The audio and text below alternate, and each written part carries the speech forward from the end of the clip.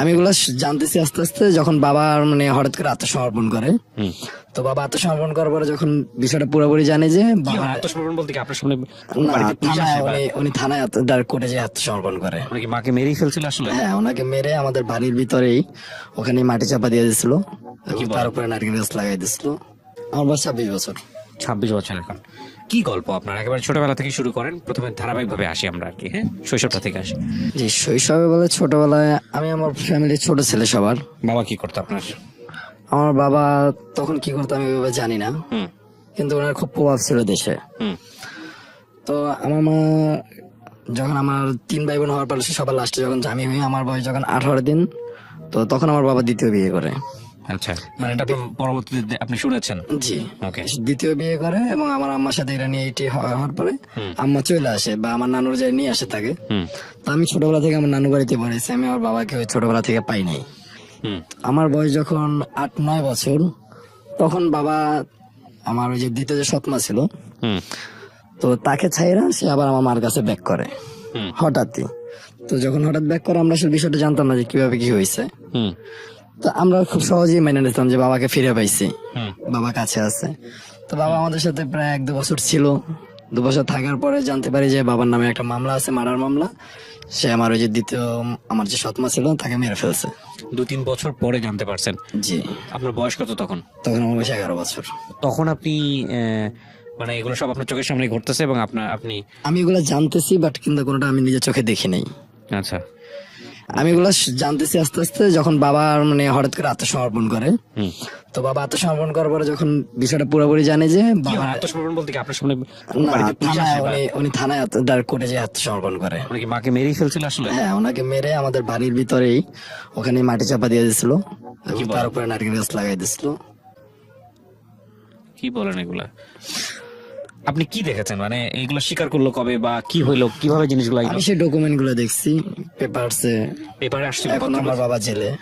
আপনার বাবা এখনো জেলে? এখনো জেলে। জামিন হয়েছিল গত মাসে, আবার কিছু একটা কারণে আবার আটকায় গেছে। আমরা চেষ্টা করতেছি বাইর করার আর কি। ও মাই গড। তার বয়স প্রায় এখন 70-80 প্লাস। আপনার এখনো সে জেল খাটতেছে? জি। কত বছর যাবত? এটা কি রায় হয়ে গেছে, মামলার রায় হয়ে গেছে? যাবজ্জীবন হয়েছে। যাবজ্জীবন হয়ে গেছে। উনি জেল খাটতেছে প্রায় 13 বছর 14 বছর যাবত। 13 থেকে 14 বছর যাবত। ওকে। পত্রপত্রিকার কাটিং গুলো আছে আপনার কাছে ওই সময়? আমার কাছে নাই, তবে অনলাইনে হয়তো পাবেন। তখনকার সিস্টেম এইটা ছিল যে আমার মানে মা যখন নানু বাড়িতে চলে যায়, তোমার বাবা আমার মার নামে উল্টো মামলা করে। আপনার মা কি প্রথম স্ত্রী না দ্বিতীয় স্ত্রী? প্রথম স্ত্রী। প্রথম স্ত্রী। আপনার মা থাকা অবস্থায় উনি সেকেন্ড ওয়াইফ? Second wife. যখন আমার বয়স 18 দিন। বিয়ে কি দুইটাই নাকি আরো আছে? 3টা টোটাল 3টা। এরপর আরো একটা বিয়ে করেছে সে? জি। আচ্ছা, তো দ্বিতীয় স্ত্রীকে সে খুন করে? সেটা অনেক পরে হয় আর কি, যখন সে বিয়ে করে দ্বিতীয় স্ত্রী। তো আমার মা তো চলে যায় আমাদেরকে নিয়ে। তো আমাদের গ্রামে আর কি আমাদের অনেক জায়গা জমি আছে, মানে বাবা দাদার খুব নাম ডাকছি আছে, এখনো আছে। তো সেই জায়গা থেকে বাবা দ্বিতীয় বিয়ে করার পরে এলাকার মানুষজন বুদ্ধি দেয় যে তোর বউ চলে গেছে, তাহলে মামলা কর থানায়। তো বাবা তাদের বুদ্ধি শুনে থানায় মামলা করে। মামলা যখন করে, তো যে ওসি ছিল রানিং, তখন সে এসি ছিল আমার নানার আর কি ফ্রেন্ড। তো তিনি সাপোর্ট করে আম্মুরে যে তুমি আগে যাও, আমরা তোমার পিছনে আছি। এইভাবে সাপোর্ট দেওয়ার পরে আম্মু উল্টা মামলা শুধু যাই কোর্টে হাজির হয়। আম্মু নয় মামলা দিয়ে সে অন্যটন অনেক কিছু চুরি করে নিয়ে চলে আসছে। আপনার বাবাই দিয়েছে? বাবা মামলা দিয়েছিল অন্যের বুদ্ধিতে। আচ্ছা। তো সেটা যখন মা উল্টা দাঁড়ায়, তখন সে নারী নির্যাতন এবং দ্বিতীয় বিয়ে করার প্রথম স্ত্রীর অনুমতি নেওয়া ছাড়া এই বিষয়গুলো নিয়ে তার জেল হয় আর কি। আচ্ছা, তখনও জানেন না যে মার্ডার করছে সে? তখন তো আমার বয়স মাত্র কত, প্রায় 1-1.5 বছর। আচ্ছা, আমি ছোট অনেক। ওকে, তারপর? তো বাবার জেল হয়, বাবা সেখানে 4-5 বছর জেল খেটে বের হয়। বের হওয়ার পরে সে আবার ওই দ্বিতীয় স্ত্রীর কাছে চলে যায়, আমার সৎমার কাছে। তাকে নিয়ে থাকে দীর্ঘদিন। থাকার পরে সেখান থেকে মা আবার তাকে ধরাই আনে। তখন আমার বয়স 4-5 বছর এরকম। তো ধরাই আনার পরে তার আবারও 4 বছর জেল হয় এবং ওই আমার সৎমারও 2 বছর জেল হয়। তো হওয়ার পরে আমার বাবা যখন জেল টেল খেটে বের হয়, বের হওয়ার পরে সে গ্রামে যায়। গ্রামে যাওয়ার পরে আমরা সবাই স্বাভাবিক। তখন আমার বয়স 7 বছর 8 বছর জেল থেকে যখন বের হয়েছে, তাই মোটামুটি সবকিছুই বুঝি। তো বাবা যখন দেশে আসার পরে বাড়িতে থাকতেছে, সবাই আবার আগের মতো সব স্বাভাবিক। তো আমার পাশের এক কাকি ছিল, মানে আমার বাবার চাচাতো ভাইয়ের বউ। তো সেই চাচা আমার মারা গেছে। তো যাওয়ার পরে ওই চাচির সাথে মানে গ্রামে যখন বাবা তখন একলা, মার নিয়ে আমরা ঢাকা থেকে আমরা সবাই ছোট ছোট, তো সে আমার মারে ওটা তখন ফিরে নেয় না, সে কি করছে তৃতীয় বিয়ে করছে ওই চাচিকে। তখন বাবা যখন তৃতীয় বিয়ে করে তার কিছুদিন পরে আমার ওই যে সৎমা সেও জেল থেকে বের হয়, বের হয়ে সরাসরি আমাদের গ্রামের বাড়িতে যায়। তো বাড়িতে যাওয়ার পরে যখন দেখে যে সে আবার বিয়ে করছে, তখন আমার ওই সৎমা তার সাথে খুব চিল্লাপাল্লা করে, গ্রামের ভিতরে বাড়ির ভিতরে ঝামেলা করে।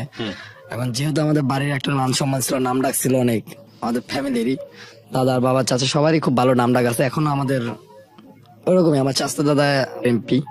ওখান থেকে যখন আমার সৎমা বাড়িতে যায়, যাওয়ার পরে যখন এটা দেখে অনেক চিল্লাপাল্লা করে ঝগড়াঝাটি করে, তো বাবার অনেক প্রচন্ড রাগ ছিল।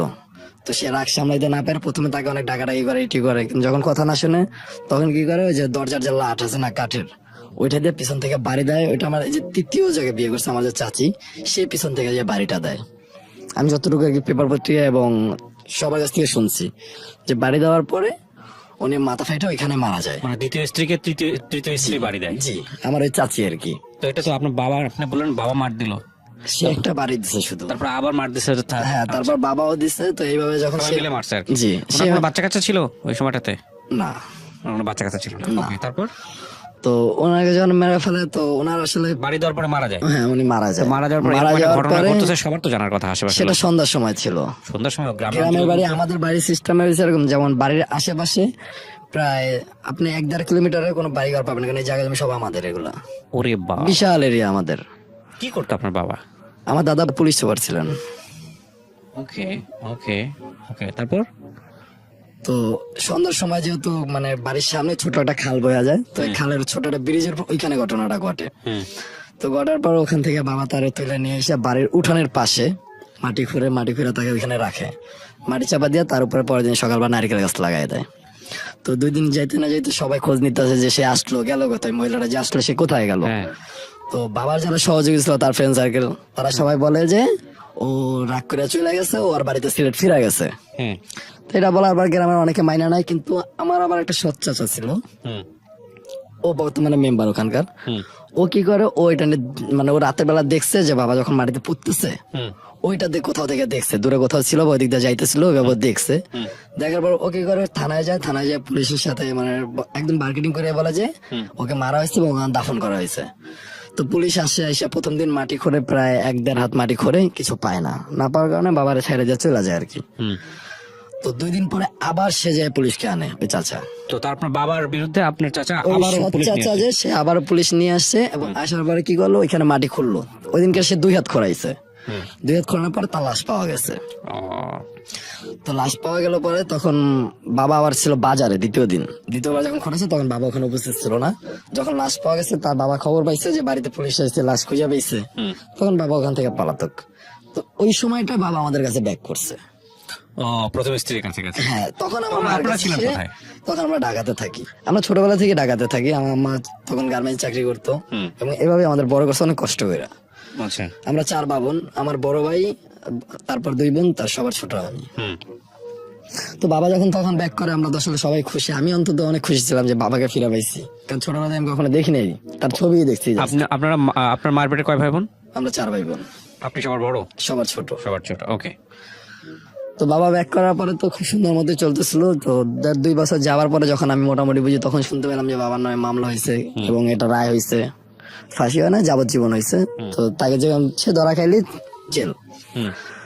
তো আমরা তখন বাবা মারে দেখলাম যে সবাই মিলে উকিল টুকিল নিয়ে খোঁজ নেওয়ার পরে আমার ওই মেজো চাচা বললো কি যে ভাইজান আপনি হয়ে যান, হাজির হয়ে যান, বাকিরা আমরা দেখে নেবো। আমরা চাচার সাথে কন্ট্যাক্ট করছি 10 লাখ টাকায় আমরা বের করে নিয়ে আসবো। তো বাবা তার ওই ভাইয়ের উপরে বিশ্বাস করে বাড়ির জমির দলিল টলিল অনেক কিছু তার কাছে দিয়া সে যায় সুন্দর মতো সারেন্ডার করছে। তো সারেন্ডার করার পরে 6 মাস গেল, বছর গেল, 2 বছর গেল, অ্যারেস্ট হয়ে গেছে। হ্যাঁ, আচ্ছা, উনি তো কোর্টে যায় নিজে সারেন্ডার করছে, অ্যারেস্ট। তো উনি যখন ছেলে 1 বছর 2 বছর 3 বছর গেল, আর তাকে বাইর করার কোনো নাই। কিন্তু তার সাথে জড়িত যে আমার এই যে ছোট মা ছিল, মানে তৃতীয় যে চাচি, ওনাকেও পুলিশ ধরছিল। তো ধরার পরে তো ওই চাচা কি করছে, যে টাকাটা দিয়ে বাবাকে বাইর করার কথা ছিল, সে বাবাকে না বাইর করে ওই চাচিকে বাইর করছে। আচ্ছা, তো চাচি 2 বছরের মাথায় বের হয়ে গেছে, কিন্তু বাবা আর বের হয় না। এখন প্রায় 10-12 বছর হয়ে গেছে, বাবা এখনো জেলে। অবস্থা? আমি ছোটবেলা মানে নানা বাড়ি থেকে তো বড় হইলাম, হুম এত কিছুর মাঝে যে বাবা ছাড়া, মা গার্মেন্টস চাকরি করছে, এইভাবে আমাদের কাছে আমার আসলে ফ্যামিলিগত ভাবে যেটা ছিল সেটা আমরা জন্মের পর আগে পাইনি, সেটা আমার বাবার ভুলের কারণে।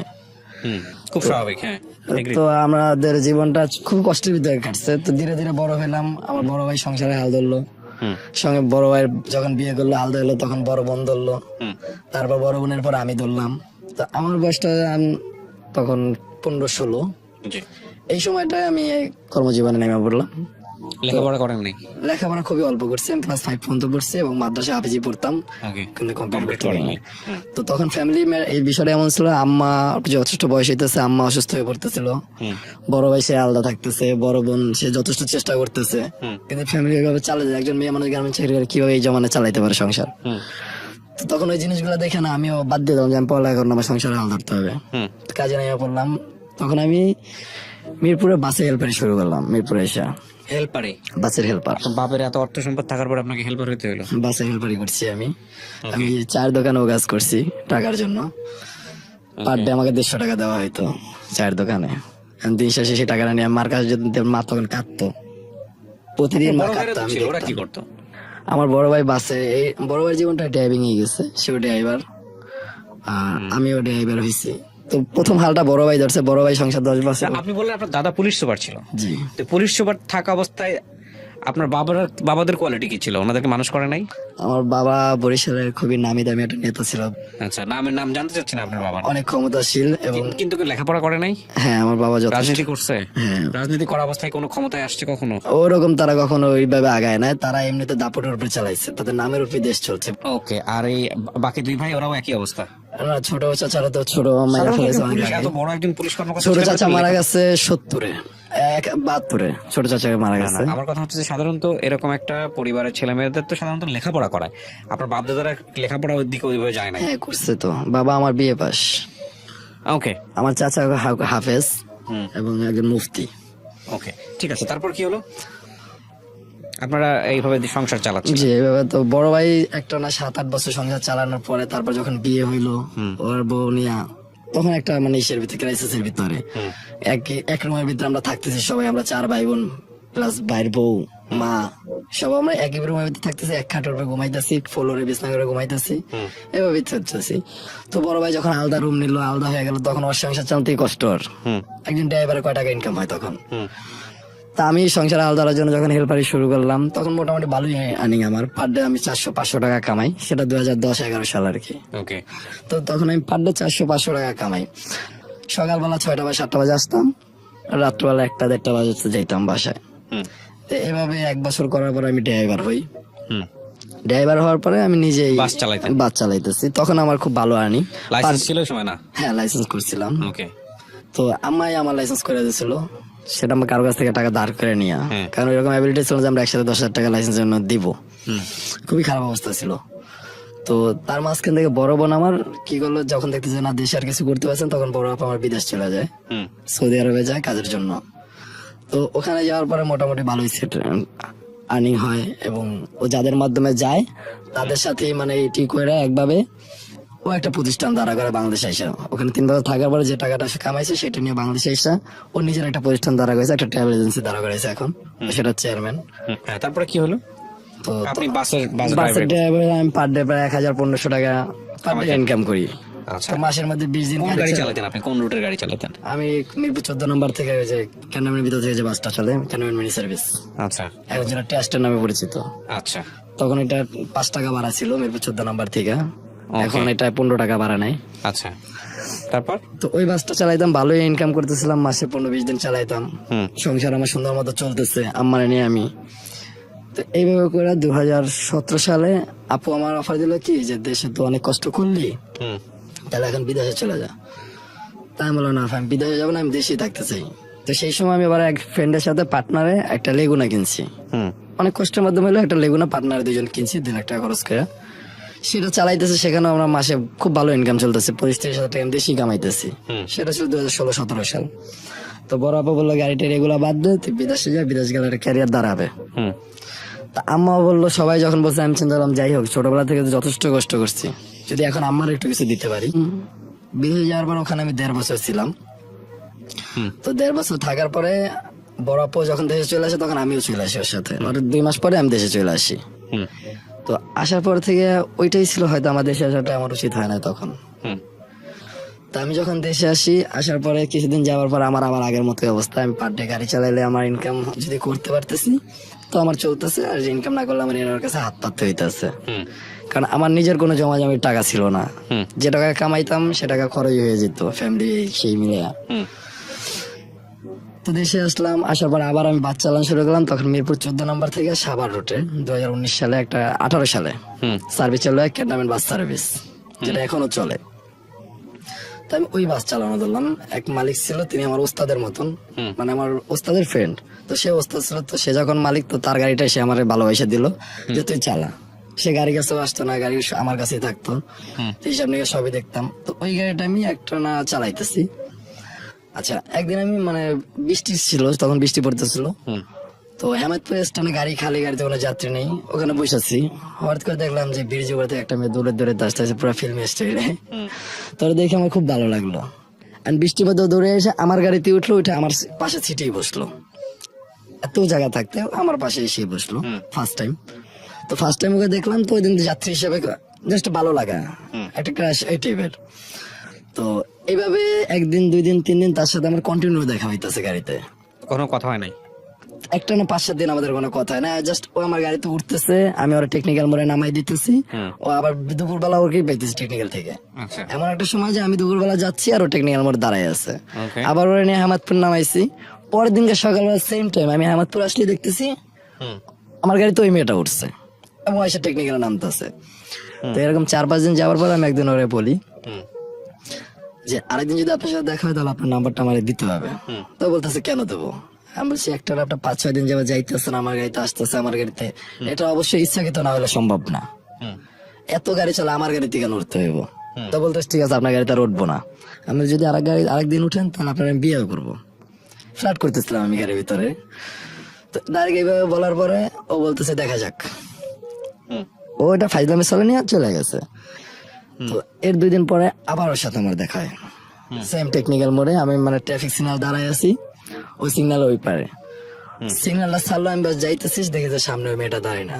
তা আমার হেল্পার ছিল, তো ওকে বললাম যে দোস্ত ওই মেয়েটা দেখছোস? হ্যাঁ। আমি তাহলে ওরে উঠা, আমি ওর সাথে কথা বলবো। গেট খুলা, মানে তখন নিয়ম হলে গিয়ে গাড়ি গেট লাগাই রাখতে হয়।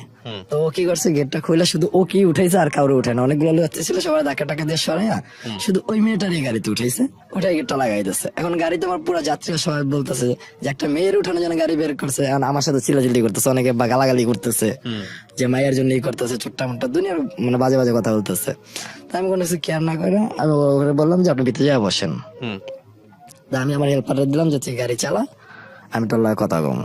তো যাত্রীরা রীতিমতো অনেক চিল্লাপিল্লা করে, অনেক যাত্রী গাড়ি থেকে নাইমা গেল, যে ড্রাইভার স্টিয়ারিং থেকে উঠে গেছে, হেল্পারে দিতেছে গাড়ি চালাইতে, এই ড্রাইভার ভালো না। তো অনেক যাত্রী গাড়ি নাইমা গেল, গাড়ি খালি হয়ে যায়, আমি যাত্রী যাই যাক। তো ওর কাছে গেলাম, ওর যে জিজ্ঞেস করলাম যে আপনার নাম কি? ও বলে বলবো না। তো ওর সাথে আর একটা বান্ধবী ছিল, তারা বললাম যে ওর নাম যদি বলেন তাহলে আপনার ভাড়া নেবো না, ফ্রি। তো সে অল্পতে রাজি হয়ে গেল। যখন এই অফার দিলাম সে বলতেছে কয়দিন ফ্রি? আমি বলছি যে কয়দিন আমার গাড়িতে যাবেন ফ্রি, যদি ওর ডিটেলস আমার দেন। আর অল ডিটেলস আমার দিয়ে দিল। তো যার পর ওই মেয়েটা আর ভাড়াটা আসলে দেয় নাই কখনো, সুযোগ নিছে। আর নাম্বারটা আমি ওই মেয়েটার কাছে কালেক্ট করি, কিন্তু আমি ওর কল টল দিইনি। তো তার 1 দিন পরে ওর সাথে আমার আবারও দেখা হয় হেমায়তপুরে, পরদিন সকালবেলায়। পরদিন সকাল যখন আবার গাড়িতে উঠে, তখন আমি ওরা আমার ফোনটা বাই করে দিয়ে বলি যে তোমার নাম্বারটা কি আমাকে দিবা? বলতেছে কেন দেবো? আমি তোমার আমার ভালো লাগছে এবং গত এতদিন যাবো তোমার সাথে আমি কথা বলার চেষ্টা করতেছি, তুমি কথা বলো না, ইগনোর করো, আবল তাবল বলো। তো আমার নাম্বারটা লাগবে, তোমার যদি কিছু বলতে মন চায় আমার ফোনে বইলো, আমি ফোনে শুনবো। ও বলছে আপনি আমার কল কেন দিবেন? আমি বিবাহিত, আপনি জানেন। আমি বলছি বিবাহিত মেয়েদের হাতে চুরি থাকে, নাকফুল থাকে, আপনার কই? আপনার তো কিছুই না, এইসব গুগল বুঝে লাভ নেই, আপনার নাম্বারটা দেন। তো আর আমি এমন ভাবে মানে করতেছিলাম, ফোর্স করতেছিলাম যে রীতিমতো ঘাবড়ায় যে আমার নাম্বার আমার দিয়া দেয়, নিজে থেকে দিয়ে দিছে ঘাবড়ায়। তো দেওয়ার পর আমি সেদিন আর কল দিই না, তার 2 দিন পর ওকে আমি কল দিই এবং ওর সাথে আমার কথা হয় অনেক। এইভাবে না আমাদের প্রায় 6 মাস বছর চলে যায়। চলে যাওয়ার পর আমার ফ্যামিলি থেকে আমার আম্মা একদিন এই জিনিসটা বুঝতে পারে যে আমি কিছু করতেছি। তা আম্মা বলে যে তোর তো ফোন চালাইতে না, এখন তোর হাতে ফোন কেন? আমি বললাম মা ফোন তো আমি কিনছি, আমার সবাই তো এখন এই যুগে ফোন চালায়, আমি কি চালাইতে পারবো না? কয়, চালাইতে পারবি, ঠিক আছে, সারাদিন ফোনে কার সাথে কথা বলস? তা আম্মা যখন জিজ্ঞেস, আমি আম্মার সরাসরি বলছি যে মা এরকম আমার একটা মেয়ের ভালো লাগে, মেয়েটার সাথে আমার রিলেশন, একদিন ওর বাড়ি হেমায়তপুরে, তো তুমি যদি চাও ওরা দেখতে পারো, আমি তোমার নিয়ে আসি। আচ্ছা। তা আমার হানা কিছু না বলে বলতেছে একদিন নিয়ে আয়, আমি দেখি। And কেন বলছে সেটা আমি জানতাম না। আচ্ছা। তা আমার বলছে একদিন নিয়ে আমি দেখি। তা আমি ওই কথা শুনে পরের দিনকে আমি ওরা নিয়ে চলে আসছি। মারা দেখাইতে? হ্যাঁ, মারা দেখাইতে হইব। তো ওরে আনার আগে আমি ওরা বলছি যে দেখো, আমার মা ছাড়া আর আমার বড় বোন ছাড়া আমার আপন কেউ নাই এখানে। আমার আত্মীয় স্বজন অনেক আছে, কিন্তু ব্লাড কানেকশন নেই, কিন্তু কেউ আমার আপন না। আমার এই দুইটা ব্যক্তি আমার আপন। আমার মা আমাকে জন্ম দিচ্ছে, আর বড় বোন আমাকে পয়লা বৈশাখ বড় করছে। আমার এই দুইটা মা, তো এই দুইটা আমার বিরুদ্ধে কখনো যাবা না। এরা যদি, আমি তোমাকে যদি বিয়ে করে ঘরে নিয়ে যাই, আর এরা যদি আমাকে বলে যে তোমার আর রাখতে পারবো না, আমি ছাইড়া দিতে হবে, আমি ওই মুহূর্তে তোমার ছাইড়া দিতে বাধ্য থাকবো, কারণ আমি দুইটা আমার মন ভাঙতে পারবো না। তো আমার কথাগুলো শুই না, তখন আমি মানে অনেক ফিল্মি ডায়লগ দিতাম, আবেগে অনেক কথা বলতাম, আর ওই কথাগুলো না খুব মনোযোগ দিয়ে শুনতো, আমার এই জিনিসগুলো খুব ভালো লাগতো। তোর যখন এই জিনিসগুলো এটাই বললাম, তো বলতেছে ডায়লগ মারা না, কোথায় যেতে হবে? আমি বলছি আমার বাসায় নিয়ে যেতে বলছে আম্মা, তুমি কি যাবা? তো ও আবার ওই দিন নানা বাড়িতে যেতেছিল টাঙ্গাইলে। ও বলতেছে আমি কালকে সকালবেলা টাঙ্গাইল যাবো, তাহলে টাঙ্গাইল থেকে বিকালে ব্যাক করে আমি তোমার এনে যাবো। তো আমি বলছি আমি তোমার সাথে আসি। অস্বীকার করলো। অনেক জোরাজোরি পরে বলতেছে ঠিক আছে আসো। তা আমি এখান থেকে হেমায়তপুরে যাই, ওরা নিয়ে টাঙ্গাইল যাই। টাঙ্গাইল যাই ওকে, এবং ওর সাথে দেখি একটা বাচ্চা, ওর ছেলে আর কি। তো আমি ওই দিন না, তখন বন্ধু জানতাম না আমি। হ্যাঁ, বাচ্চাও আছে। হ্যাঁ, তখন ওকে জিজ্ঞেস করলাম যে এ বাচ্চা কার? বলতেছে আমার। আমি বললাম তোমার মানে? কেন, আমি আপনার বলছিলাম আমার বিয়ে হয়েছে, আমার বাচ্চা আছে, আপনি তো কেয়ার করেন নাই। আমি বলছি ঠিক আছে, বিয়ে করছো, বাচ্চা আছে, বই আছে, ঠিক আছে, তোমার হাজবেন্ড? ও নাই, হাজবেন্ড তো নাই। আমি তাহলে তোর কোনো সমস্যা নেই, হাজবেন্ড কি হয়েছে? তো বলতেছে তার সাথে নাকি ওই বাচ্চা হওয়ার পরে পরে ডিভোর্স হয়ে গেছে, এবং সেই হাজবেন্ডও বিয়ে করছে, তার ঘরেও এখন বাচ্চা কাচ্চা আছে দুইটা। তা আমি সবকিছু শুনলাম। কি করতো? ও তখন কিছুই করতো না, বিদেশ যাওয়ার প্রস্তুতি নিতেছিল। ও জর্দান চলে যাবে, ওটা প্রস্তুতি নিতেছিল। আর আমি তখন মানে যখন সবকিছু জিজ্ঞেস করি, তুমি টাঙ্গাইল যে তো আমার পুরো হিস্ট্রিটা বলে, যে এইভাবে ওর ছোটবেলায়, অনেক ছোটবেলায় বিয়ে হয়েছে, এবং সেই স্বামী ওরা সময় দেয় না, নেশা করতে, এই করে সেই করে অনেক কিছু বললো, যার কারণে তাদের ডিভোর্স হয়ে গেছে। তাই আমরা যখন ডিভোর্স হয়ে গেছে, তোমার লাইফ এখন থেকে নাই, বলো না তুমি ছাড়া তো আমার লাইফে কেউ নাই, তুমি আমার সাথে সারা জীবন থাকবা। তো আমাকে প্রতিশ্রুতি দেয়, হ্যাঁ আমার সাথে সারা জীবন কাটাবে, কখনো আমার চাইরা যাবো না, যেগুলো স্বাভাবিক ভাবে করে। তো সেদিনকার আমি টাঙ্গাইল নিয়ে যাই, এবং যাইতে যেতে আমাদের এই ধরনের কথা হয়, আর সবকিছু আমি শুনি। আমি সব একদম ঠান্ডা মাথায় মাইনা নিই, কারণ যাকে ভালোবাসছি তার এটুকু, এটা ভুল না, তার এটা জীবনে একটা জাস্ট অ্যাক্সিডেন্ট, এটা মনে করে আমি সবকিছু মাইনা নিই, সব নিজের করে নেব। তো ও আমার বয়সে 6 মাসের বড়, আমার সিনিয়র। ওর সাথে যখন আমার রিলেশন, তখন ওর বয়সে চলে 21 বছর, আমার বয়সে চলে 21 বছর, কিন্তু ও আমার 6 মাসের বড়। তো এইভাবে আর পরের দিনকার ও আমাকে বিকালবেলা ফোন দেয়, ওই দিনকার ও ব্যাক করে না, পরের দিন বিকালে আমাকে ফোন দিয়ে বলে যে আজকে আমি বাসা যেতে চাই, তুমি আমার নিবা? তা আমি আবার ঢাকা থেকে সকালবেলা রওনা দিয়ে ওখানে যে পৌঁছতে আমার দুপুর হয়ে যায় টাঙ্গাইলে। তো ওকে নিয়ে আমার বাসা আসি, বাসা আসার পরে আম্মা বাসা ছিল না, আম্মা কোথাও একটা গেছিল, বাসা আমার ছোট বোন ছিল। ও দেখার পরে ওর পছন্দ হয়, কিন্তু ওর কাছে যখন এই সব কথাগুলো ও শেয়ার করে, হ্যাঁ, তো এই জিনিসগুলো মানতে পারে না। তা আমার আর কিছু বলে না, আমার বলছে আরে দিয়ে, আমি ওই দিনকে দিয়ে চলে আসছি। তার কিছুদিন পর আম্মা বলতেছে যে ওই মেয়ের সাথে কথা বন্ধ কর। আপনার মা? আমি বলতেছি কেন? বলতেছে ওই মেয়ের সাথে। তো আমি তখন খুবই মানে সেন্সিটিভ বিষয় হয়ে গেছে আমার জন্য, না আমি ওর বলতে পারবো না, ওরা ছাড়তে পারবো, এরকম একটা অবস্থায়। তা আম্মা আমার পাগলামি দেখে পরে একদিন আমার নিয়ে গেল, তখন আমার লকডাউন শুরু হয়েছে, মানে করোনার টাইম। তা আম্মা আমার নিয়ে গেল ওদের বাড়িতে, বলতে চল ওদের বাড়িতে যাই, ওর বাবা মার সাথে কথা বলবো। তা যখন আমরা ওদের বাড়িতে যাই, ওর বাবা আমাকে দেখে মনে বলে যে এই ছেলের সাথে আমার মেয়ে আমি দেবো না, আর আমার মেয়ে আপনাদের ফ্যামিলিতে থাকবে না। আমরা বলতেছি কেন, আমার ফ্যামিলি কি কম আছে, আমাদের কোত্থেকে ফালানো আছে, আপনাদের থেকে অনেক ভালো আছি। ওর বাবা বলতেছে যে আমার মেয়ে যদি আপনার ছেলের জীবনে যায়, সে 6 মাসে সংসার করবে না, সেই পর্যন্ত 5-6টা সংসার ভেঙে ফেলছে। তার বাবা বলতেছে যে আমার মেয়ে এই পর্যন্ত 5 থেকে 6টা সংসার ভাঙছে, সে কোনো সংসারই করতে পারে নাই। তা আপনার সিদ্ধের যে ফ্যামিলি, তাদের সাথে আমাদের ফ্যামিলির যায় না, যদি আপনাদের ফ্যামিলিতে আমার মেয়ে যায়, সর্বোচ্চ 6 মাস থাকবে কিনা সন্দেহ। তো ওই কথা শোনার পর মা আর এখানের কোনো কিছুই বল না, মা আমার নিয়ে চলে আসে জোর করে। তো মা যখন অস্বীকার করে যে চলে আসার পরে, কিন্তু আমি মানে ওর পিছ ছাড়তেছিলাম না, তখন ও বাহিরে অলরেডি, ও বাংলাদেশে নাই, চলে গেছে। জর্দানে চলে গেছে। এবং আমাকে বলছে, আমি ওকে টাইম দিচ্ছি যে আমাদের একটা ম্যাচিউড আমার বয়স হওয়া উচিত, তোমার হয়তো বাচ্চা কাছে, কিন্তু আমার এখনো বিয়ের বয়সটা হয় নাই। তো আমার আর 2-4টা বছর যাক, তারপর আমরা বিয়ে করি। আমাদের মানে কথা ছিল যে আমরা 2022-এ বিয়ে করবো। তো বলছে তাহলে আমি 2-3 বছর বাইরে থাকি, আমাদের একটা ভবিষ্যৎ ফিউচার আই হইলো। তো যেহেতু আমি ছোটবেলা থেকে কষ্ট করছি, তো কষ্টের মর্মতা বুঝতাম, তো এই জন্য বলতাম যে কষ্ট করলে তুমি টাকা ধরে রাখো, যেটা তোমার ফিউচারে কাজে লাগবে, আমার জন্য না, সেটা তোমার জন্য। তোমার যদি একটা ছেলে আছে, তুমি ওর ভবিষ্যৎ করার চেষ্টা করো। তো ও যাবার পরে ওর যা ইনকাম যা করতো, ওই সেগুলো আর মার কাছে পাঠাইতো অ্যাকাউন্টে, আর ওর মা নিজের মতো খরচ করছে, কখনো সে টাকা ধরে রাখে নাই। তো যখন ওর বাবার কাছে আমরা যাই এইভাবে বলে, মাতা আমার নিয়ে চলে আসছে, আসার পর ওর সাথে আমার সাথে খুব মানে এই বিষয়টা নিয়ে ঝগড়া হয় যে এই কথাগুলো কেন আমার সাথে গোপন করছো। তো আমার বলে, দেখো এগুলো আমার অতীত ছিল, আমার বর্তমান তুমি, তো তুমি কি আমার অতীত দেখবা না বর্তমান নিয়ে থাকবা? আমি বলছি, আমার বর্তমানে কি অবস্থা সেটা বল। ও বলতেছে, বর্তমান তুমি ছাড়া আমার লাইফ আর কেউ নেই। তা আমি তো পুরাই গই লাগেছি তার কথা শুই না। আমাদের সম্পর্ক এভাবে চলতেছে।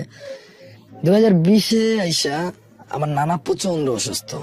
যেহেতু আমি নানা বাড়িতে বড় হয়েছি, তো আমার নানা আমার খুবই একজন আপন লোক, খুব কাছের লোক ছিল, যার সাথে আমি সবকিছু শেয়ার করতে পারতাম, আমার সব আবদার আমি যার কাছে করতে পারতাম। তো সে নানা তখন প্রচন্ড অসুস্থ, এবং নানার ইচ্ছা হয়ে গেছে সে আমার বিয়ে করবে, আমাকে সে নিজে বিয়ে করাইবে, সে ইচ্ছা প্রকাশ করে। ওই সময়টায় আমার গার্লফ্রেন্ড ওইখানে আরেকটা ছেলের সাথে রিলেশন শুরু করে। ওকে, আপনি জানেন কিভাবে? আমি সেটা ওই ছেলের সাথে আমার সাথে কথা হয়, আচ্ছা। কারণ ওর সাথে আমার সাথে এই মতো কন্ট্যাক্ট ছিল, কানেক্ট ছিল, আমরা সবসময় অল টাইম কানেক্টেড থাকতাম। তো হঠাৎ করে একদিন ওই ছেলেটার সাথে আমার সাথে কানেক্ট হয়ে যায়, এবং ওই ছেলে বলে যে ফেসবুকে তার সাথে পরিচয়, এবং মেসেঞ্জারে তাদের কথা হয় সবসময়। সেও ওই দেশেই থাকে, জর্দানেই থাকে। তো ওই ছেলের সাথে তার সাথে একটা সম্পর্ক চলতে থাকে। আমি যখন জানতে পারি, তখন আগে জিতে তার সাথে আমার একটা ব্রেকআপ হয়। আচ্ছা। ব্রেকআপ হওয়ার পরে আমার মা যখন আবার জোর করে যে তার নানা বলতেছে শেষ ইচ্ছা, কবে ময়রা জায়গায় হসপিটালে ভর্তি হতে, তার ইচ্ছাটা পূরণ করা। আমি বলছি, ঠিক আছে মায়ের, দেখো আমি বিয়ে করবো। তো 2020-এর কুরবানি ঈদ ছিল, ঈদের 2 দিন আগে আমি বাড়িতে নিয়ে যাই আমার বোন। তখন যে মেয়ে দেখা হয়েছে বা কিছু আমি জানি না, মেয়ে আমার নানা খালা তারা সবাই মিলে দেখে পছন্দ করছে, আমার জিজ্ঞেস করছে কেমন মেয়ে পছন্দ। আমি আমার নানারে বলছি যে তোমার যেমনটা পছন্দ হবে সেটাই আমার, তোমার যাকে খুশি তাকে নিয়ে আসতে হবে, যারা তোমার ভালো লাগে। ওকে। তো তারা মেয়েটা দেখে রেডি করছে, আমি বাড়িতে যাই ঈদের সময়, আমি জানি না যে বিয়ে হবে এরকম কিছু। তো কোরবানি ঈদের দিন কোরবানি টোরবানি দেওয়ার পরে, তারপরের দিনে সকালবেলা আমার উঠে গায়ে হলুদ দিতেছে। সকালবেলা আমি ঘুম থেকে উঠে ব্রাশ করতেছি, যে সবাই হলুদ টলুদ নিয়ে রেডি। কি হয়েছে? আমার বাসায় গায়ে হলুদ দিতেছে কেন? আমরা মেয়ে দেখতে যাবো। তো মেয়ে দেখতে গেলে গায়ে হলুদ দিতে হবে কেন? রাইট। বলতেছে আমরা কথাবার্তা সব পাক্কা, তুই কি মেয়ে আগে দেখবি কইছস? আমি কিছু না, আমি কিছু মেয়ে দেখবে না, আমার নানা যেটা দেখবে ওইটাই। তোর নানা দেখে রেখে ফাইনাল করছে, কালকে তোর বিয়া। ওকে। মানে আমি কিছু জানি না, মেয়েও দেখি নাই, পরের দিন আমার বিয়া। আমি আর কিছু বললাম না, নানার জিজ্ঞেস করলাম, নানা দাদা তুমি দেখবে? তাহলে আজকে চলো বিকালে যাই। আমি বললাম, আমার দেওয়ার দরকার নেই, আপনি দেখছেন তো তাই হবে। আমি আমার নানা কথাতেই আর কিছু বলি না। আমার নানা মারা গেছে 2021-এর জানুয়ারিতে, এই 22-এর জানুয়ারিতে। কি হলো তারপরে? তো নানার কথা অনুযায়ী আমি রাজি হয়ে যাই, এবং ওই সেই মেয়েকে বিয়ে করি। আমরা ওখানে মানে কি আপনি গিয়ে মেয়েটাকে হ্যাঁ, দেখলেন? তাদের না, মেয়েটাকে আমি দেখিও নাই। বিয়ে করার কৌল বলার আগেও দেখেন নাই? না, আমি তাদের বাড়িতে যাই, আমরা সব 10-15 জন একটা অটো নিয়ে যাই, পাশাপাশি গ্রামে আর কি। আমার নানা বাড়ি থেকে 15 টাকা অটো ভাড়া, 20 টাকা। তো আমরা একটা অটো রিজার্ভ নিয়ে, 2টা অটো রিজার্ভ নিয়ে আমরা সবাই যাই। তো যাওয়ার পরে কাজী টাজি বসা, তাদের বাড়িতে প্যান্ডেল ট্যান্ডেল বিয়ে সাজে, আমার শেরওয়ানি টেরওয়ানি পরাই নিয়ে গেছে। গেলাম, বিয়ে হইলো, কাজী সাহেব যে মানে বিয়ের নিয়ম কানুন সব পালন করার পরে আমার বলতেছে মেয়ে দেখবা না? আমার খালা আমার খোঁচাইতেছে পাশে বসে যে মেয়ে দেখবা না? আমি বলি, মেয়ে দেখার কি আছে, তোর বউ দেখবি না, একবার দেখা যা। তাই আমি বলছি, আমি বিয়ে করে আমি আজকে ঢাকা যাবো, আমি থাকবো না এখানে। আর তারা বলতেছে যে না, জামাই বিয়ে করে কি হয়ে যায়, জামাই ঢাকা আজকে থাকবে। আর তখন ওর পরীক্ষা চলতেছিল, যার কারণে মানে কথা হয়েছিল এরকম যে ঈদের যেহেতু 2 দিন মাত্র, কোরবানি ঈদ গেল 2 দিন, তো তাকে আমরা বিয়ে করে কাবিন টাবিন করে রাইখে আসবো, এবং পরে 2-3 মাস পরে তারা আমরা উঠাই আনবো, এরকম একটা কথা ছিল। তো ওই থেকে আমি ওর কিছু কাবিন টাবিন করে ওই দিনকার ওর আমি জাস্ট রুমে ঢুকছি, ও বৈশা আছে আমার নানুর পাশে। আমি এক নজর নানুর দিকে তাকাইছি, ওর দিকে আর তাকাই নেই, আমি নানুরে দেখে বের হয়েছে, আমি বলছি দেখছি পছন্দ হয়েছে, হ্যাঁ পছন্দ হয়েছে। কিন্তু তখন আমি ওর চেহারা দেখি নাই, ও যেভাবে বসেছিল ওইভাবেই জাস্ট দেখছি যে এক কাপড় পরা একটা মেয়ে, সুন্দর একটা মেয়ে বসে আছে ছোট। তো ওই দিনকার আমরা বিয়ের পরে বিকালবেলা রওনা দিই, বিকালবেলায় আবার সন্ধ্যার সময় আমরা লঞ্চে উঠি ঢাকার উদ্দেশ্যে, বড় আপা আমি ঢাকা রওনা দিছি। তো লঞ্চে আসার পর ও আমার কল দেয়, ওই দিনকারই আমি বিয়ে করে ঢাকাতে রওনা দিছি। তো ও ফোনে কল দেয়, আমি তো চিনি না কে, তো ওর সাথে আমার কথা হয়। তখন ও আমারে বলে যে আপনি আমার দেখলেনও না, ইউ করলেন না, বিয়ে করে চলে গেলেন, কাকে বিয়ে করলেন আপনি চিনবেন না? আমি বলছি, যে যাকে বিয়ে করছি তাকে চেনার সময় অনেক আছে, এখন আমার সময় না, আমাদের যাইতে হবে। তো বলছে আপনি কি কোনো অন্য রিলেশন করেন কোথাও? আচ্ছা, আমাকে জিজ্ঞেস করতেছে। আমি বলতেছি হঠাৎ এই প্রশ্ন, কেন আমি কিছু একটা শুনছি। আমি বলি, হ্যাঁ আমি একটা মেয়েকে প্রচন্ড ভালোবাসি এবং তার সাথে আমার গত 2 বছর যাবত রিলেশন চলতেছে। এখানে আমার নানা চাইছে, আপনাকে পছন্দ করছে, আমি বিয়ে করছি। বলতে সেই মেয়ের সাথে কি আপনার একটা রিলেশন? আমি বলছি না, তার সাথে আমার রিলেশন নাই, তার সাথে আমার ব্রেকআপ হয়ে গেছে। যেটা সত্য আমি তাকে পুরোটাই বলছি। বলার পরে সে খুব কান্না করতেছিল। আমি তারা যখন জিজ্ঞেস করলাম যে আপনার কি কোনো রিলেশন ছিল, কোনো কথা বলে জাস্ট কান্না করতেছিল। আর সেদিনকার সন্ধ্যা থেকে একদম রাত্র প্রায় 2টা পর্যন্ত তার ফোন ব্যস্ত ছিল। আচ্ছা, যেদিনকার আমাদের বিয়ে হয়েছে, আমাদের বিয়ের কাজ দুপুরে শেষ হয়েছে, আমরা বিকালে ঢাকার উদ্দেশ্যে রওনা দিছি। আর সন্ধ্যা থেকে রাতে 2টা পর্যন্ত তার ফোন ব্যস্ত, সে কিন্তু আমার সাথেও কথা বলতেছে না। আমি তাকে কল টেকে আফা আমার বলতেছে যে নতুন বৌতি কথা বলবি না, ফোন দে ফোন দে। আমি ফোন দিতেছি ব্যস্ত, আফা ফোন দিতেছে ব্যস্ত, যে ফোন দেয় সেই ব্যস্ত পাইতে আছে। তো আমরা ঢাকাতে চলে যাই। তার ঠিক 2 দিন পরে একটা আমার ফোনে একটা কল আসে এবং সেই ছেলেটা বলে তুমি কে? আমি বলি হ্যাঁ। তো সে আমার বলতেছে যে তুমি যাকে বিয়ে করছো তুমি কাকে চেনো? আমি জানি আমি তাকে চিনি না। তুমি তাকে দেখছো? না আমি দেখিনি। তাহলে তুমি কেমনে বিয়ে করলা? আমি বলছি, আমার ফ্যামিলি দেখছে, সবাই দেখছে, তাদের পছন্দ হচ্ছে, আমি গেছি বিয়ে করছি, চলে আসছি। 3 মাস পরে তাকে আমরা উঠে নিয়ে আসবো। তো বলতেছে তুমি কি জানো তোমার বউর সাথে আমার সাথে সম্পর্ক ছিল, আমরা একসাথে থাকতাম, এই সে অনেক কথা। তাই আমি বলছি আপনার কাছে কি প্রুফ আছে? সে বলছে তুমি তোমার ইমো চেক করো, আমি পাঠাইতেছি, তোমার ইমো নাম্বারটা দাও। সে আমাকে তখন ফেসবুকে কল দেয়, নক করে। যখন আমি তার ইমো নাম্বার দিই, সে আমার ইমো তো অনেকগুলা মানে ছবি যেটা গার্লফ্রেন্ডের ছবি বয়ফ্রেন্ডের কাছে যেমনটা থাকে তার থেকে ভয়ঙ্কর। তো অনেক ছবি টবি আমার পাঠায়। আমি সেগুলো দেখার পর আমি আর কিচ্ছু বলি না, আমি জাস্ট মারে খুব গালাগালি করি যে এমন একটা মেয়ে বিয়ে করার কেন, আমি কি পাপ করছিলাম? আমি তোমার কাছে খালি একটা মেয়ে চাইছিলাম, তো তোমাকে তো সে বিয়ে তো দেখে তোমাকে ভালো লাগে না, আর এখন কি না দিলা আমারে? যে মেয়ের বয়ফ্রেন্ড তারা এরকম নোংরা ছবি পাঠাইতেছে। তো এই জিনিসটা নিয়ে অনেকই হয়। তো পরবর্তী যখন আমরা খুঁজি যে ছেলেটাকে, ওই ছেলেটা পরিচয় নিতে নিতে জানতে পারি যে ও আমার মামার চাচাতো শালা, আমার আপন মামার, আমার মেজো মামার চাচা শ্বশুরের ছেলে, বড় ছেলে, একই গ্রামের। তো সেখানে জানার পর তার কিছু বলার থাকে না। তো মামা তার শালারে খুব মারধর করে এবং মামার শালারা সুমন্দিরা যারা ছিল সবাই মিলে ওরা খুব মারধর করে, কেন এই কাজ করছস আর আমাদের কেন জানাস নাই? তো মেয়েরা যখন জিজ্ঞেস করি, মেয়ে পুরোটা অস্বীকার করে, একদম জায়গার উপর অস্বীকার করে যে সে কিচ্ছু করে নাই। পরবর্তীতে সে বলে যে হ্যাঁ ওর সাথে আমার রিলেশন ছিল, আমার বয়টায় দেখায় রাজি করাইছে। অনেক ইটে আমার বুঝায় যে ওই ছেলে তাকে বাধ্য করছে এক প্রকার। বলতেছে দেখো যেটা হয়েছে সেটা আমার বিয়ের আগে হয়েছে, আমি বিয়ের পর শুধু তোমার ঘরে থাকতে চাই, আমি আর কোনোদিন কিচ্ছু করবো না, আমার যা সাথে সুযোগ দাও। তো যেহেতু নিতান্ত গরিব ঘরের মেয়ে ছিল, মানে স্বাভাবিক নর্মাল ফ্যামিলি, আর বাবা মোটামুটি জমি জমা আছে। তো আমরা চিন্তা করি যে আমার নানার আমি জাস্ট এতটুকু ভাবছি যে আমার নানা তো শেষ ইচ্ছে অনুযায়ী আমাকে বিয়ে করাইছে, তো মেয়েটা ঠিক আছে এটা ভুল করছে, তো তার একটা সুযোগ দেওয়া যায়। আমার মাটা ফ্যামিলির সাথে সবাই না করে যে না এই মেয়ের ঘরে আর উঠাবো না। তারপর মা ফ্যামিলি সবাই বলতেছে যে এই মেয়েরে সে আর কেউ মাইনা নিবে না। তাই আমি বলছি মা দেখো একটা ভুল করছে, প্রেম করছে বিয়ের আগে, প্রেম সবাই করে, আমি করছি না? সেই ভুল তো আমিও করছি, আমি অন্যের মেয়ের সাথে করছি, আমার বউর সাথে আরেকজন করছে। এটা হয়তো আমার কপালে ছিল, আমি যেমন কর্ম করছি তেমন ফল আমি পাইছি। তোমার আমার একটা সুযোগ দেওয়া উচিত, যেহেতু গরিব ঘরের মেয়ে, আমরা যদি ব্যাংকে দিই ওরা হয়তো বিয়ে হবে না। আর তার বাবা খুব সৎ লোক ছিল, ভালো লোক ছিল তার বাবা, তিনিও মারা গেছেন। আমার নানা আর তার বাবা একদিন আগে বেশি মারা গেছেন 2022 সালে জানুয়ারি 2 তারিখে নানা মারা গেছেন, 3 তারিখে আমার শ্বশুর মারা গেছেন। খুবই ভালো লোক ছিলেন। তো সেই জায়গা থেকে তাদের সম্মান এবং আমার ফ্যামিলির সম্মান সবকিছু চিন্তা ভাবনা করে চাপাই গেছি।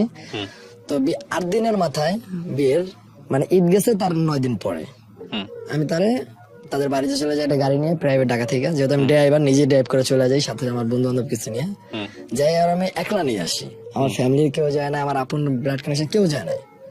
শুধুমাত্র আমি গেছি, আমার সাথে আমার কিছু বন্ধু বান্ধব গেছে 4-5 জন, আমরা যেয়ে তারা ঢাকা নিয়ে আসি। তো আনার পরে সুন্দর মতো চলতেছে, আমি মানে তার একটু ইগনোর করে চলি। প্রায় 3 মাসের মধ্যে তার আমি এইভাবেই চালাইছি, ইগনোর করে। সে সবসময় চাইতো একটু আমি তার কাছে যাই, একটু তাকে ইউ করি, তার সাথে কথা বলি।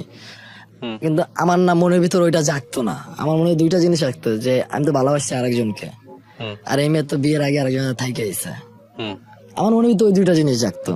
ওই 2টা জিনিস থেকে আমি ওরা আপন করতে পারতাম না, মানে কাছে নিতে পারতাম না। হ্যাঁ, ও আমার কাছে আইতো, যেটা স্বামী স্ত্রী করে ঠিক সব হইতো, কিন্তু মনের যে মিলটা ওইটা তার সাথে আমার বন্ডিংটা হইতো না। তো প্রতিদিন ঝগড়া হইতো, এবং আমি আমার গার্লফ্রেন্ডের সাথে তখন কথা বলি। আবার আমার বিয়ের পরে ওই মেয়ে আবার আমার ফোন দেওয়া শুরু করে। তো ফোন দেওয়ার পর তার সাথে আমার কথা চলে, তার সাথে আমার রাত্রে কথা হয়। আমি রাতে কম বেশি নেশা করি, গাঁজা খাই, এটা করি সেটা করি। বাসায় এসে গাড়ি চালাতেন? না, তখন আমি কর্ম পুরো অফ করে দিচ্ছি। আমার বিয়ের পরে গাড়ি চালানো পুরো বন্ধ করে দিচ্ছি। তখন পুরোটা আমরা বোনের উপর ডিপেন্ডেন্ট, যেহেতু বোনের নিজের একটা স্থান দাঁড়ায় গেছে। তো আমার বোনের মান্থলি একটা ভালো ইনকাম, তো পুরো ফ্যামিলি প্রেশারটা বোনের মাথায় দিয়ে আমি মানে টোটাল কাজ করা বন্ধ করে দিচ্ছি তখন বিয়ের পরে। যেহেতু আমি একটা মেয়েরা চাইছি, তোমরা আইনা দাও না, তোমাকে মন মতো দিচ্ছ, তাহলে আমি কোনো কাজ কাম করবো না, তোমরা পালো। তো এরকমটা করে কি গেল, আমি আর কোনো কাজ কাম করি না। আমি নেশা টেশা করতেছি, সারাক্ষণ ডিপ্রেশনে থাকতেছি, ওই মেয়ের সাথে কথা বললে ভালো লাগতেছে, কাঁদতেছি এখানে সেখানে এভাবে। তো সেটা আবার আমার বউ মানতে পারতেছিল না। তো একটা সময় আমার বলে, দেখো তুমি নেশা করো, সমস্যা নেই আমার, তুমি মেয়ের সাথে কথা বলো, কোনো সমস্যা নেই। তুমি যদি ওকেই চাও তাহলে বলো, ও যখন আসবে আমি নিজে তোমার ওরাতে উঠাই দেবো। আমার এমন বলতো। আমি বলতাম যে তুই নিজে জাগা, তোর যে যাইতে মন চায় তুই জাগা, আমার দরকার নেই। আর ওরা আমি পাবো না, আমারটা আমি দেখবো না। তো আমার বলতে সমস্যা নেই, আমি থাকি, আমার থাকার জন্য একটু জায়গা দাও, আমি তোমার পার কাছে থাকবো। এই বলতো, আমি তোমার পার কাছে থাকবো, আমার থাকার জন্য একটু জায়গা দাও। তুমি ওকে ভালোবাসো, সমস্যা নেই, তুমি ওরে নিয়ে সংসার করো, আমি নিজে তোমার আর হাতে তুলে দিব। এইভাবে আমার বলতো। তাই মনে করতাম আমার মানে মজা লইতেছে, আমার লাগে এরকমটা। আমার আরো জিদ উঠতো, আমি ওরা মারধর করতাম, প্রতিদিন মারতাম। এমন কোনো দিন না যেদিন আমার একটা থাপড় না দিচ্ছি। কিন্তু ও কখনো কারো কাছে বিচার দিত না, কারো কাছে কিছু বলতো না। ও কি করতো, তর্ক করতো। যে যা বলতো প্রত্যেকটা মুখের উপর জবাব দিত, একদম স্পষ্ট ভাষী। জবাব দিয়ে দিত? হ্যাঁ, একদম মুখের উপর জবাব দিত। কথা পড়তে দিত না? না, সেটা যে কি হবে পরবর্তীতে এটা কখনো রিয়েলাইজ করতো না। তো এই জায়গাটা থেকে আমি মানে 3 মাসের মাথায় ঘরে আমার মার সাথে একদিন তুমুল ঝগড়া লেগে যায়। ওই মেয়ের বিষয়ে কথা ওঠে, এবং ও তো কথা একটাও ছাড় দেয় না। তো মা কি করে, রাগ করে ঘর থেকে বের হয়ে যায়। বের হয়ে আমার ছোট বোনের শ্বশুর বাড়িতে চলে যায়। তো সেখানে যাওয়ার পর আমি যখন বাসায় ফিরি রাত্রে, আমি তো সারাদিন বন্ধু বান্ধব ঘুরে ফিরে আড্ডা টাড্ডা দিয়ে নেশা টেশা করে রাত্রে বাসায় ফিরছি। যখন বাসায় ফিরে আইসি শুনে যে আম্মা চলে গেছে। কেন চলে গেছে, তোর বললো ঝগড়া বেড়ে চলে গেছে। তোর আবার আমি মারধর করি, যে তোর কারণ আমার মা বাসা থেকে কেন বেরোতে, জানোস আমার মা কি। তো ওই দিনকার আমি ওরে বসাইয়া আর পাড়ার উপরে মাথা রেখে আমার পুরো জীবনের হিস্ট্রি শুনেছি। আমি অনেক কষ্ট করছি, আমরা এত কষ্টের পরে আমরা এরকম স্থানে এসে দাঁড়াইছি, সেটা একমাত্র আমার মায়ের অবদানে, নাকি আমার বাবার সম্পদ ছিল তার জন্য। আমরা বাবার সম্পদ কখনো নিজের চোখে দেখি নাই, বড় হওয়ার পর দেখছি যে আমাদের কি আছে আর কি নাই। সেটা ছোটবেলায় কখনো আমরা দেখি নাই। তো এই মারে আমার ঘর থেকে বের হয়ে যাওয়া লাগছে, তো তোমার মধ্যে বউ রেখে কি করুম। তারা এরকম মারধর করতাম। ওরে আর বাবার আইসে, আর বাবার এটাকে বিচার দেওয়া হয়েছে। মানে শুধু শুধু আমি ওর ফাঁসাইতাম। যেখানে একটা স্বামীর দরকার তার স্ত্রীর সাপোর্ট দেওয়া, সেখানে আমি ওর কখনো সাপোর্ট দিইনি। আমি সবসময় ওর বিরুদ্ধে থাকতাম। মানে যদি দেখতাম যে আমার মা ভাই বোন কেউ ওর একটু ধরছে, তা আমি যে আরেকটু উস্কাই দিতাম। তো এরকম চলতে থাকলে 8 মাসের মাথায় একদিন দেখলাম যে না, এখন আমার ফ্যামিলি থেকে ওর সাথে অত্যাচার করা শুরু করেছে। যখন আমি যেহেতু ওরা দাম দিতেছি না, তো আমার ফ্যামিলির কোনো মেম্বারই ওর দাম দিতেছে না, ভাই বোনেরা না মা, যে যা মনে হইতেছে তাই ওরা বলতেছে, সারাক্ষণ চলতেছে। তো একটা সময় দেখলাম যে খুব অন্যায় চলতেছে ওর উপরে। তো আমি ওরা কি করলাম, ওরা নিয়ে বাস থেকে রাগ করে বের হয়ে গেলাম, যে ঠিক আছে, যখন ওরা নিয়ে এতই সমস্যা, আমার নিয়ে তোমাকে এত সমস্যা, আমি কাজ করি না, বসে বসে খাওয়াইতেছো, আমার বউ পালতেছে, আমারও পালতেছে, ঠিক আছে তাহলে আমি বাইরে থেকে চলে যাই। তো ওরা নিয়ে আমি বের হয়ে গেছি। তখন আমার কাছে 1 টাকাও নেই, শুধু আমার হাতে একটা আংটি ছিল, যেটা আমার শ্বশুর বাড়ি থেকে দিছিল। তো সেটা বিক্রি করে আমি 10 নম্বরে একটা বাসা নেই, 3000 টাকা ভাড়া। আমার রুমে কিচ্ছু ছিল না। তো ও আবার আর মায়ের ফোন দিয়ে, যেহেতু আর সাধারণ ফ্যামিলি ছিল মেয়ে আর কি, ওরকম টাকা পয়সাও ছিল না, ও আর মায়েরকে ফোন দিয়ে 8000 টাকা বাড়ি থেকে আনায়। সেটা দিয়ে আমরা ল্যাপটপ সহিটি কিনে আমরা সংসার শুরু করি। ফার্স্ট টাইম আমি রিয়েলাইজ করি যে ও আমার কিছু একটা। তো ওরে নিয়ে আমি মিরপুরে 10 নম্বর বাসা নেই, এবং আমার এক বন্ধুর সাথে মিলে আমি একটা মোবাইল সার্ভিসিং এর দোকান নেই ওইখানে। সেই দোকানের মালিক যে, তিনি আমাদের যথেষ্ট সহায়তা করে, মানে অ্যাডভান্স ছাড়াই আমাদের দোকানটা দেয়। তো সেই দোকানটা প্রায় আমি 1 বছর চালাইছি। সেখান থেকে মাসে 8-10 হাজার টাকা ইনকাম করতে, সেটা দিয়ে চলতেছে, এরকম 7-8 মাস গেছে। এর ভিতরে আমার ওই গার্লফ্রেন্ডের সাথেও আমার কন্টিনিউ কথা চলতেছে, সেটা আমার ওয়াইফ মাইনা নিতেছে, এবার কিছু বলে না। কিছু বলতেছে না। আর এমন একটা পর্যায়ে গেছে যে আমি নেশা করতেছি, আমার বলতেছে তুমি বাইরে খাইও না, বাইরে খেলে মানুষ খারাপ বলে, তুমি বাসায় নিয়ে আসবো, বাসায় বসে খাবো, আমি তোমার সাথে খাবো। ও এরকম একটা আমার স্পেস দিতেছে। তো এটা আমার কাছে ফ্রিডম মনে হইতো, স্বাধীনতা। তো তখন না আমি আরো পরিমাণটা আমার বাইরে গেল। আমি গাঁজা কিনে নিয়ে আসতাম, বিয়ার কিনে নিয়ে আসতাম, আইসা বাসায় বেয়ে আমি খাইতাম, ওরাও খাইতাম, হয়তো কখনো এগুলা করে নাই। তো আমার দিকে তাকায় না, ও আমার সাথে এগুলো করতো। তো আমি নেশার করে এগুলো এখন ফিল করি নাই, ওই কেন করতাম জানি না। ও আমার সাথে গাঁজা খাইতো, এই করতো, এটা আমার সঙ্গ দিত। তো এরকম কিছুদিন দেওয়ার পর বলতেছে, বাবু তুমি এটা বাদ দিয়া দাও। আমি বললাম কেন, সমস্যা কি হইতেছে? কয় না, এটা খুব ক্ষতি, এটা তুমি বাদ দিয়া দাও। আমি খেয়ে রিয়েলাইজ করছি এটা তোমার জন্য ভালো না। তোর কথাগুলো শুনে আমি ভাবলাম যে আসলে মনে হয় একটু হওয়া উচিত, যেহেতু এখন আমি বিয়ে করছি, আমার গার্লফ্রেন্ড আমার সাথে কথা বলতে ঠিক আছে, কিন্তু সে অন্য কারোর সাথে রিলেশনে আছে, তো সেখানে তো আর কিছু বলার নেই। আর এরকম চলতে চলতে প্রায় আমাদের 1.5 বছর সংসার চলতেছে। সে 1.5 বছরের মাথায় 2021-এর মাঝ বরাবর তখন আমার ওই গার্লফ্রেন্ড বলে যে সে তার ভুল স্বীকার করে, যে সে ভুল করছে, অন্য ছেলের সাথে রিলেশন করছে, তার এটা করা উচিত হয় না, তার যেন আমি ক্ষমা করে দিই। এবং সে আমার কাছে একটা ইচ্ছা প্রকাশ করে যে জীবনে একবার হইলো সে আমাকে পাইতে চায়। আমি বলছি, সেটা কখনো সম্ভব না, তুমি যদি চাও আমি তোমার বিয়ে করবো, আমি তোমার বিয়ে করবো, তুমি আমার নাম নিয়ে সারা জীবন থাকতে পারবা। ও বলতেছে আমি তোমার নামটা শুধু চাই, তুমি আমার বিয়ে করে রেখে দাও, আমি তোমার সাথে কোনো কিছু চাবো না, না তোমার কাছে কোনো কিছু দাবি করবো, না কখনো তোমার কাছে কিছু চাইবো, আমি আমার মতো থাকবো, তুমি তোমার মতো থাকবে, বাস আমি তোমার নামটা নিয়ে থাকতে চাই। তো এইভাবে যখন বলে আমি মনে করি হ্যাঁ এটা আসলে ভালোবাসার টন। তো ওই জিনিসটা থেকে যখন আমি আবার ওর প্রতি জেগে যেতে, তখন না আমার প্রথম স্ত্রীর তাকে আমার ভালো লাগতেছে না, তার ভালো কথা গুলো আবার ভালো লাগতেছে না, এমন হয়ে গেছে ওই সময়টা যে সে যে আমার ভালো একটা কথা তা আমার মনে হয় চারিয়ে দিতে আছে। আবার মারধর ঝগড়াঝাটি এগুলো অটোমেটিক শুরু হয়ে গেল সংসারের ভিতরে। তো সেই মারধর করতে করতে একদিন হঠাৎ করে তার মোবাইলে রাত্রবেলা কল আসে। তো কল আসে পরে আমি দেখতেছি যে অন্য একটা নাম্বার, যে নাম্বারটা কন্টিনিউ কথা হয়। তা আমি তা ওই দিনকে চেক করি রাত্রবেলা, যেহেতু ঘুমাইতেছিল, আমি আর ফোনটা চেক করার পর দেখতেছি যে ও অন্য একটা ছেলের সাথে রিলেশন করতেছে ফোনে, যার কারণে আমার কিছু বলতেছে না। আমি যে আমার গার্লফ্রেন্ডের সাথে চালাইতেছি, আমার কেন কিছু বলতেছে না, তখন আমি বুঝি যে ও অন্য একটা ছেলের সাথে রিলেশন করতেছে, আমার ঘরে থাকতেছে, খাইতেছে, কিন্তু প্রেম করতেছে আর একজনের সাথে। এইটার জন্য আমি আরো উত্তম মাধ্যমে অনেক মারি। মারাটার পরে সে মাফটা চাই যে আর কখনো এরকমটা করবে না। তো এর মাঝে আবার যেহেতু প্যান্ডামিক চলতেছিল, করোনা, তো আম্মু বাড়িতে চলে যায় গ্রামে, যে দেশে থাকতো। আমিও আমার বউ পাঠাই দিই আমার সাথে, যে আম্মা বাড়িতে একলা থাকবে, যথেষ্ট বয়স হয়েছে, আমার মার সাথে একজন থাকাতে, তুমি দেশে থাকো, আমি ঢাকা থাকি, আমি তো আর্নিং করতে আছি, তোমার সঙ্গে খরচা আমি দিতে পারবো, সমস্যা নেই। তখন আমি বুঝে টুঝে মার কাছে পাঠাই। তো যখন মার কাছে যায়, ওইখানে যাওয়ার পর কন্টিনিউ আরো 2-3টা ছেলের সাথে রিলেশন জড়ায় যায় অটোমেটিকলি। কারণ আমি ওরা সময় দিতাম না, কারণ ওর প্রতি আমার এরকম টানে ছিল না। আমার সব টান লাগতো আমার গার্লফ্রেন্ডের জন্য, ভালোবাসা যাচ্ছিল এর জন্য, তার আমি কিছুই মনে করতাম না। তো তারা জাস্ট ইগনোর করতাম। সেদিনে আমার ফোন দিত, সকালে দুপুর কথা বলার জন্য ফোন দিত, আমি ধরতাম, হ্যালো, হ্যাঁ কি করছে, কাজ করতেছি, ব্যস্ত আছি, এসে বলে ফোন কাইটা দিতাম। আর সে তখন কি করতো, ওই সময়টা সে অন্য একটা ছেলের সাথে কথা বলতো। তো একদিনকার ওর বাবা অসুস্থ, তো সবাই ওদের বাড়িতে গেছে, আম্মাও গেছে। আম্মা আমার কইতেছে সারাদিন এত কথা কওয়া লেগে, আমি মাত্র ওই সময় ওর মার নাম্বারে ফোন দিছি, আমার বোন নাম্বারও না। তো মা বলতেছে, বাবা সারাদিন এত কথা কওয়া লাগিতে, আমরা সারাদিন কথা লাগে, দিন রাত এত কথা বলতে মাইয়াটা আমার পাগল হয়ে যাইব। আমি গেলাম, মা আজকে 3 দিন পর আমি আপনারা কল দিচ্ছি, আপনি মেলা দিন ধরে আমার কথাই হয় না, তাহলে 3 দিন আমি সারাদিন কথা, তুমি আমার মিশা থাকো না। এর ভিতরে আমার বউ কি করলো, আইসা তার মার হাত থেকে ফোনটা টান দিয়ে নিয়া আমার বলতে, কি কেমন আছে, ফোন দিচ্ছে, আমার ফোনে ফোন দিলা না কেন, আমি তোমার ফোনে ব্যস্ত দেখাইতেছে কেন, ও যে আমার ফোন তো ব্যস্ত না, আমি বলছি এই মতো কেন দেখাইতেছে। সে বলতেছে, না এই মতো তো আমি কারোর সাথে কথা বলি না, ও আমার খালামণি ফোন দিচ্ছিল ঢাকা থেকে, তার সাথে কথা বলতেছিলাম, তো এই জন্য তুমি হয়তোই পাইছো। আমি বললাম ঠিক আছে, না দরকার পাইছো, ওইতেও পারে, খালামণি ফোন দিতেও পারে, আমি অতটা গায়ে লাগাইনি। তার 3-4 দিন পরে আম্মা একদিন আমার ফোন দিয়ে গেলে কি বাবা তুই আজকে বাড়িতে আয়।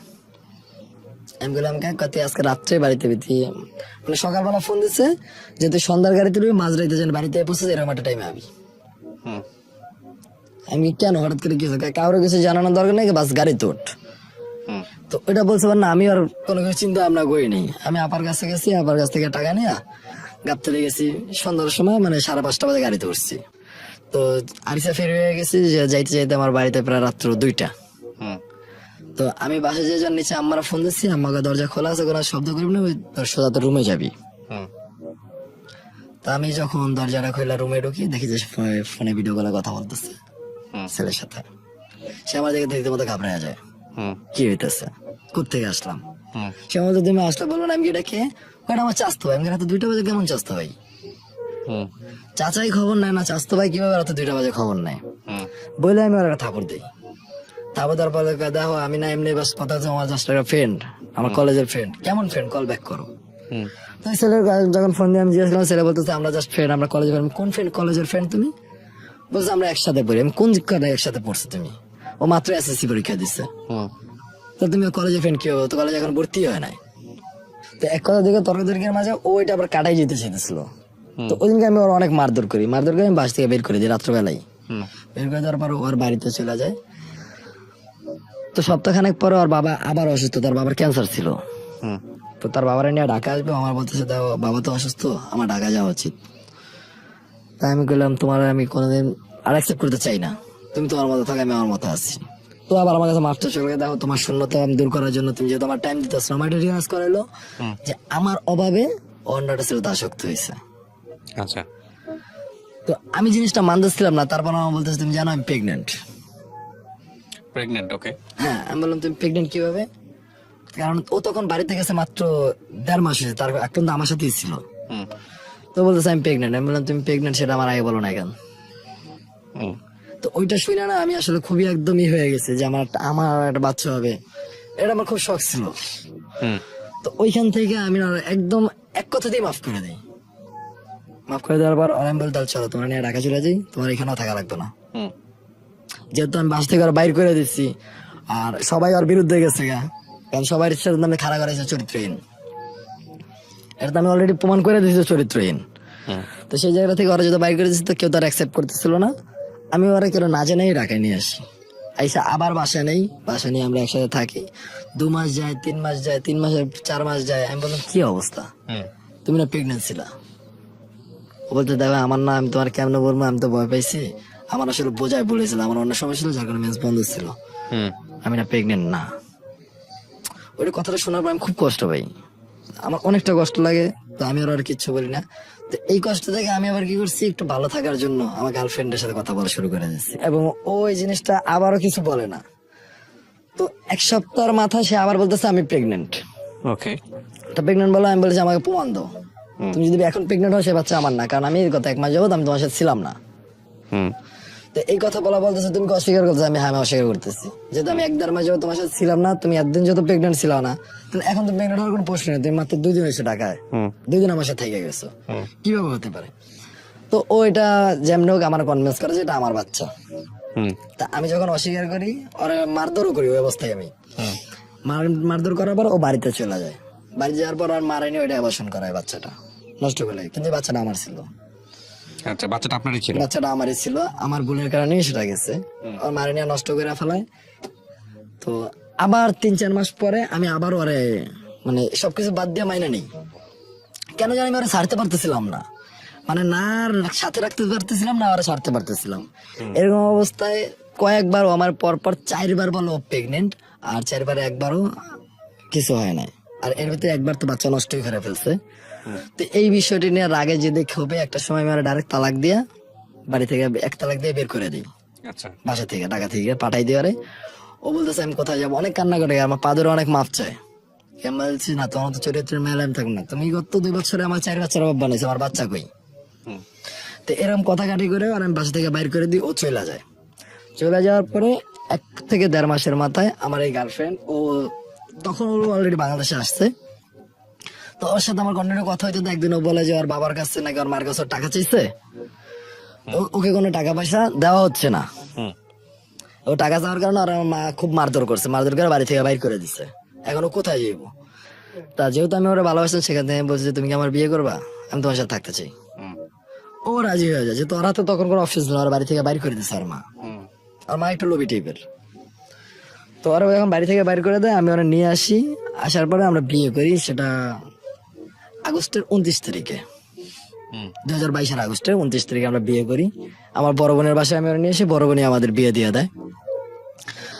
তো বিয়ের 2 দিন পর আমি জানতে পারি ও যে জর্দানে ছিল, জর্দানে সে এখানে তার আরেকটা হাজবেন্ড ছিল, মানে আরেকটা ছেলের সাথে সে হাবিবির মতো থাকতো, না বিয়ে ছিল না ই ছিল, কন্টাক্টে ছেলের সাথে থাকতো। সেই ছেলের সাথে আমার সাথে কন্ট্যাক্ট করে এবং ওর বিভিন্ন ছবি ভিডিও টিডিও আমার পাঠায়।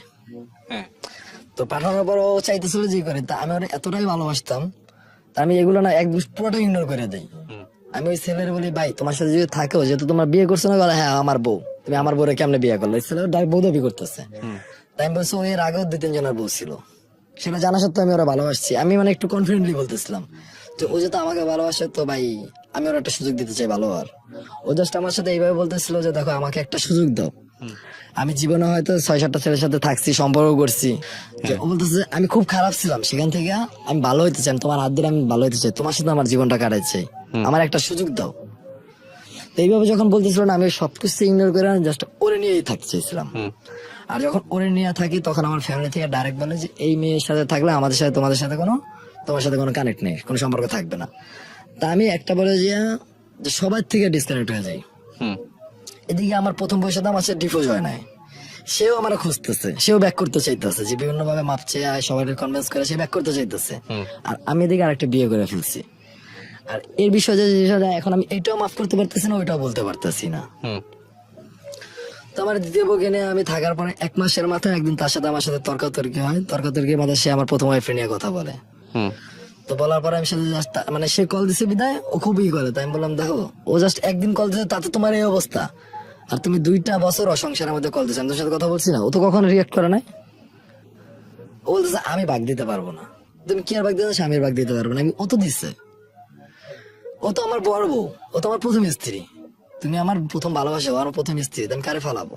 ও কল দিছে, তার জন্য রিয়াক্ট করার কিছু নেই। তো এক কথা 2 কথায় ও খুব শাউট করে। দ্বিতীয় স্ত্রী? হ্যাঁ, শাউটের পর আমি বলি যে তোমার যদি ভালো না লাগে তুমি চলে যেতে পারো। ও আর কোনো কিছু না বললেই ও ডাইরেক্ট আর বাবা বাড়িতে চলে যায়।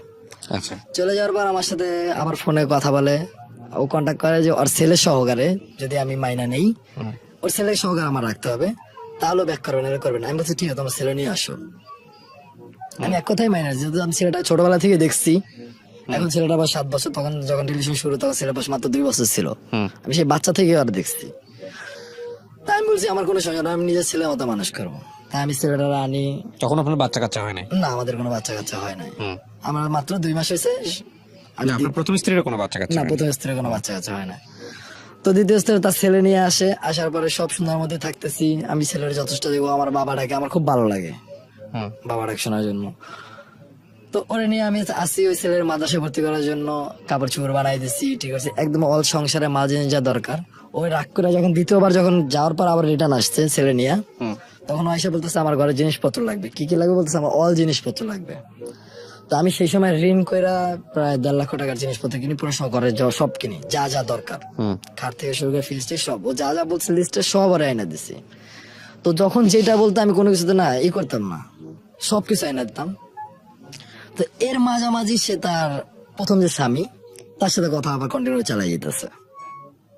তো এই বিষয়টা আবার যখন আমি দেখলাম যে কেন তুমি আবার আমার সাথে থাকা অবস্থা তোমার এত কিছু বার আবার কেন প্রথম হাজবেন্ডের সাথে কথা বলতে হবে? ও বলে দেখো, ও তো আমার ছেলের বাপ, তো ছেলের সম্পর্ক রাখতে হবে। আমি তোমার ছেলের সম্পর্ক যদি তার সাথে থাকে, তাহলে আমার সাথে কি? আমি তোমার ছেলের ফুল দায়িত্ব নিতেছি, তোমার ছেলেরা আমি পড়াবো, রাখবো, থাকবো, ওর জীবন, ওর ফিউচার আমি দেখতেছি। আমার যা কিছু আছে আমি ওরে দিয়ে দেবো, আমাদের সন্তানের দরকার নেই। তো সেখানে ওর বাবার আর কি দরকার? যে বাবার খোঁজ খবর নেয় নাই, 7-8 বছর কোনো খোঁজ খবর নেয় নাই। আমার বাবা যেমন আমার খোঁজ খবর নেয় না, ওর বাবার খোঁজ খবর নেয় নাই, তাহলে ওই বাবার পরিচয় দেওয়ার দরকার নেই। তো ওইটা নিয়ে আমার সাথে খুবই করে, কেন ওর বাপের পরিচয় তুমি লইতে দিবা না? আমি বলছি যদি আমার পরিচয় চাও তাহলে ওর বাবার পরিচয় বাদ দিতে হইব। বাপের পরিচয় যখন একটা হয়, 2টা হয় না। হয় আমার বাবা পরিচয় দিব, অথবা তোমার প্রথম স্বামীর বাবা পরিচয় দিব। আর যদি প্রথম স্বামীর বাবা পরিচয় দিই, তাহলে সে তার সাথে থাকবে, আমি তোমার ছেলের কোনো দায়ভার নেবো না। আর যদি মনে করো যে না, আমার ফিউচার আমি দেখবো, তাহলে সম্পূর্ণ আমার উপরে ছাড়তে হইব। ও সেটা রাজি ছিল না। ও রাজি না থেকে ওর ছেলে নিয়ে আমরা না বলে বাস থেকে বের হয়ে যায়, কাপড় চোপড় নিয়ে বের হয়ে যায়। কি করছে, ওর ছেলেরে ওই প্রথম হাজবেন্ডের কাছে দিয়ে দিচ্ছে, ছেলের বাবার কাছে। বাবার কাছে দিয়া সে একা একাই আবার 2-3 দিন পরে ফেরত আসছে। আইসা আমার বলতেছে, দেখো যা হয়েছে আমার ছেলে নিয়ে সমস্যা ছিল, আমার ছেলে আমি সরাই দিচ্ছি, তো এখন আমি চাই না ঘরে কোনো অশান্তি হোক। তাই আমি বলি, তুমি কি চাও? তা আমি এখানে দেশে 3-4 মাস থাকবো, তাই আমি চলে যাবো, আমি পাসপোর্ট করতে দিচ্ছি।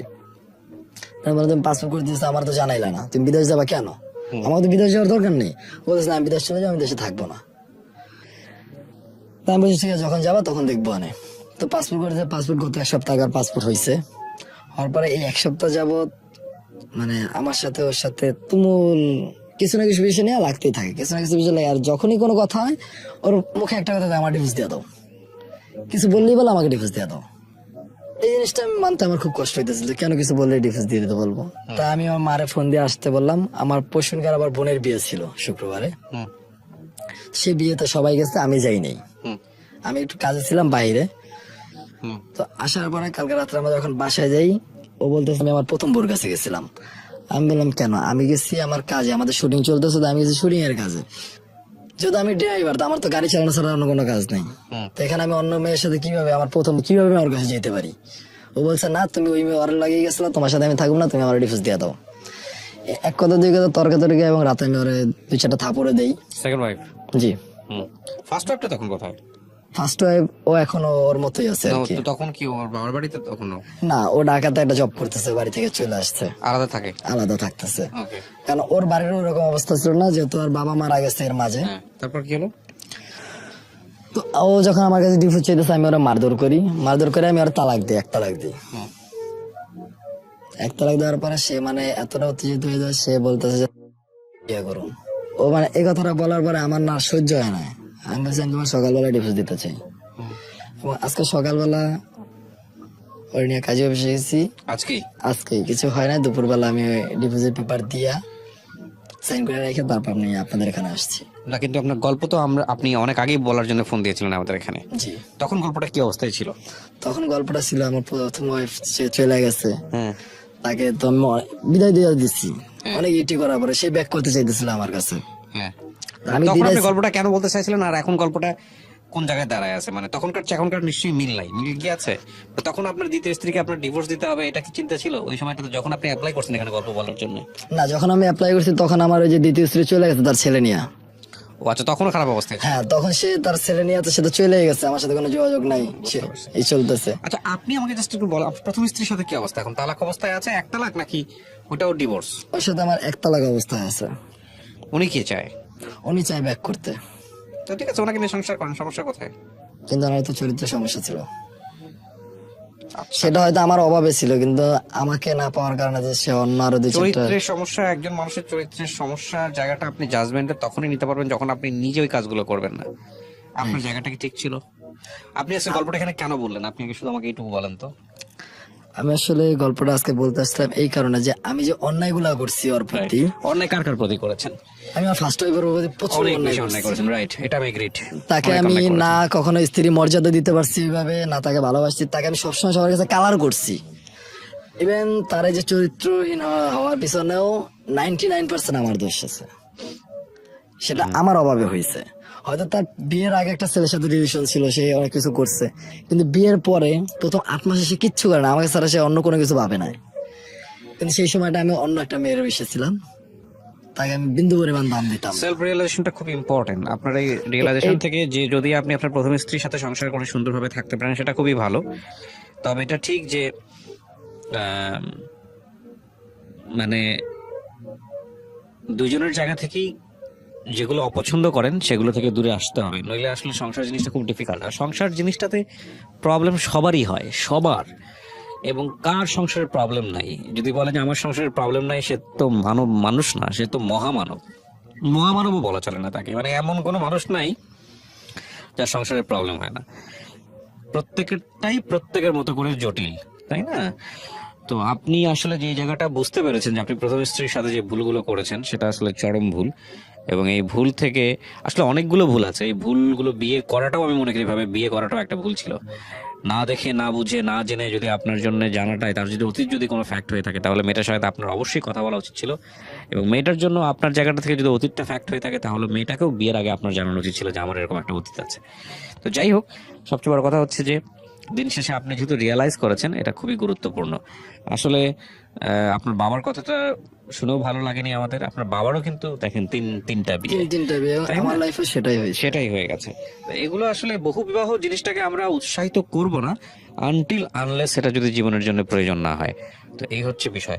অনেক ধন্যবাদ, আপনি যে গল্পটা এখানে শেয়ার করেছেন। এই 26 বছরের জীবনে অনেক কিছু শিখে ফেলেছেন। যে কোনো দুর্ঘটনাই জীবনের জন্য অভিজ্ঞতা, ভবিষ্যৎটা সুন্দর হোক, এটাই শুধু বলবো। আর এই প্রথম স্ত্রীকে নিয়ে যদি আপনি সংসার করেন, তাহলে একটা জিনিস সবসময় মাথায় রাখবেন যে তার যদি কোনো ভুল থাকে, সেই ভুলটাকে শুধরে নিয়ে আপনাদেরকে একসাথে চলতে হবে। হ্যাঁ, এটাই হচ্ছে বিষয়। এবং প্রথম স্ত্রীও যদি আপনার সাথে সংসার করে, তাহলেও মাথায় রাখতে হবে যে আপনার যে ভুলগুলো আছে, যে ভুলগুলো হয়ে যায়, সেগুলো শুধরে নিয়ে সামনের দিকে হাঁটতে হবে। ভালোবাসার ঘাটতি যদি না থাকে দুজনের মধ্যে, শত সমস্যা থাকলেও সেগুলো ওভারকাম করা সম্ভব, এটাই আমি বিশ্বাস করি। প্রিয় শ্রোতা, আজকের মতো এ পর্যন্তই। আগামী বুধবার ঠিক রাত 11টায় আবারও কথা হবে। সবার